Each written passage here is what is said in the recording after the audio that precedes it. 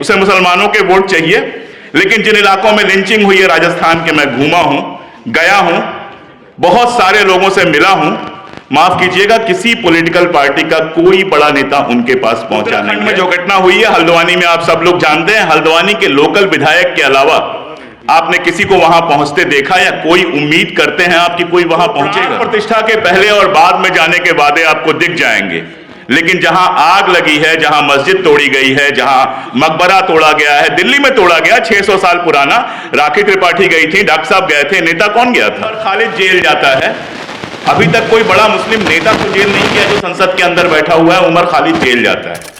दलितों और पिछड़ों के भी एक बड़े हिस्से को ये ऑपरेशन मनुस्मृति का हिस्सा बना लिया गया है, या मनुस्मृति प्रोजेक्ट का हिस्सा बना लिया गया। वो तरह क्या है? एक कॉमन दुश्मन दिखाइए कि मुसलमान इस मुल्क के दुश्मन है, मुसलमानों को दुश्मन दिखाते रहिए और उसके पीछे सारे लोग एक हो जाएंगे, सारे लोग एक होकर वोट देंगे। और जब ये सब तमाशा चल रहा होगा तो इस देश की तमाम संपत्ति, इस देश की तमाम सारी चीजें कैपिटलिस्ट के हाथ, सीधे कहिए अडानी अंबानी के हाथ धीरे धीरे ट्रांसफर हो जाएंगी और सारी संस्थाओं पे कब्जा करके अपने हिसाब से चीजों को रंग लिया जाएगा, अपने हिसाब से चीजों को बना लिया जाएगा। अब 2-3 सवाल और छोटे छोटे। सिविल सोसाइटी का मामला, मुझसे पहले आप कह रहे थे और मैं आपसे पूरी तरह से सहमत हूं कि इस देश में अगर कोई लड़ाई लड़ रहा है और खतरे उठा के लड़ रहा है तो वो सिविल सोसाइटी लड़ रही है। आखिर उमर खालिद जेल जाता है, अभी तक कोई बड़ा मुस्लिम नेता को जेल नहीं किया जो संसद के अंदर बैठा हुआ है, उमर खालिद जेल जाता है। नेता के लिए तो कितना आसान है कि चवन्नी नहीं हूं, पलटूंगा नहीं, और हां जी मैं चवन्नी हूं, लीजिए पलट गया। कितना आसान काम है ये। आप जिनके भरोसे उम्मीदें पालते हैं, आप जिनकी सभाओं में जाके बैठते हैं, तालियां बजाते हैं, आप जिनके लिए सोशल मीडिया पे दिन रात लड़ते हैं, वो कब चवन्नी अठन्नी बन के पलट जाते हैं आपको पता ही नहीं चलता। और आप ना शर्मिंदा हो पाते हैं ना दुखी, क्योंकि आपको अभी और लड़ाइयां लड़नी है, उनके हिस्से की गालियां भी आपको ही खानी है।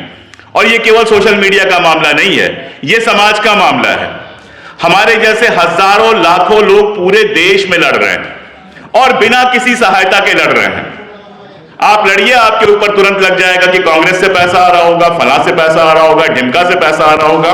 कहां से पैसा आता है लोग जानते हैं, और इन लड़ाइयों में क्या क्या कीमत चुकाई जाती है वो लोग जानते हैं। मैं अगर यहां कहूं कि मुझे सरकारी नौकरी छोड़नी पड़ी तो बहुत छोटी सी बात होगी, क्योंकि लोगों ने पता नहीं क्या क्या छोड़ा है। लेकिन जब पॉलिटिकल क्लास का सपोर्ट हमें चाहिए होता है तो मैं माफी चाहूंगा कि हमारा पॉलिटिकल क्लास इतना ज्यादा एलीट है, वो साउथ दिल्ली से लेकर और जहां हम बैठे हुए हैं उस इलाके तक इतना व्यस्त है कि इसके बाहर निकलकर ईस्ट दिल्ली, वेस्ट दिल्ली और बाकी सारे जगहों में जाने का वक्त नहीं है उसके पास। लखनऊ, कानपुर, हैदराबाद तो आप छोड़ दीजिए, वो जाता है तो वैसे ही जाता है जैसे पुराने शहंशाह जाते थे, जाता है एक पूरे उसके पीछे काफिला चलता है, बड़ी मुश्किल से अपने कार्यकर्ताओं के लिए उसको 5 मिनट मिलता है। हां, जब उसको आपसे काम होगा तो उसकी उम्मीद जरूर होगी कि उसके कॉल की पहली घंटी पर आप उठा लें। अगर 3 घंटियां बच जाएगी तो उन्हें लगेगा कि उनकी बेइज्जती हो गई है। जब आपको जरूरत होगी तो वो कहीं दिखाई नहीं देंगे। और इस देश का जो पॉलिटिकल क्लास है, जो खुद को विपक्ष कहता है, खुद को सेकुलर कहता है, मेरी सारी शिकायत उससे है। उसे वोट चाहिए, उसे मुसलमानों के वोट चाहिए, लेकिन जिन इलाकों में लिंचिंग हुई है राजस्थान के, मैं घूमा हूं, गया हूं, बहुत सारे लोगों से मिला हूं, माफ कीजिएगा किसी पॉलिटिकल पार्टी का कोई बड़ा नेता उनके पास पहुंचा नहीं है। दिल्ली के बयानात को छोड़ दीजिए।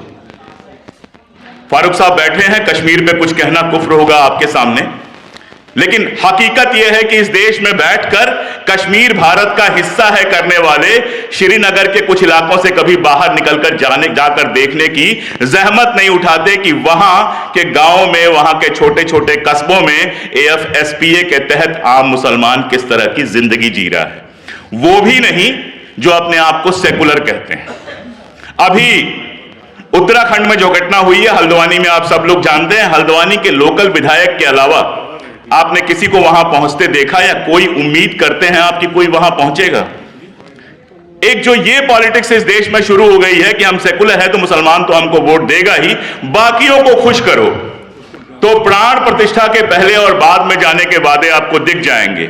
लेकिन जहां आग लगी है, जहां मस्जिद तोड़ी गई है, जहां मकबरा तोड़ा गया है, दिल्ली में तोड़ा गया 600 साल पुराना, राखी त्रिपाठी गई थी, डॉक्टर साहब गए थे, नेता कौन गया था? और अगर इन दोनों के ऊपर हमला हो जाता तो क्या कहा जाता पता है? जो हमारी एलीट सोसाइटी होती है, सिविल सोसाइटी, उसमें कहा जाता पागल हैं, हर जगह पहुंच जाते हैं, जरूरत क्या थी? ये ओवरऑल माहौल है। चुनाव कैसे जीता जाएगा वो मैं नहीं जानता। अगर मैं जानता तो मैं कहीं का एमपी होता। दानिश भाई अच्छे से जानते होंगे चुनाव कैसे जीता जाता है, फारूक साहब जानते होंगे। मैं तो नहीं जानता चुनाव कैसे जीता जाएगा, ना मैं कोई तसव्वुर करता हूं कि मैं कभी चुनाव लड़ूंगा।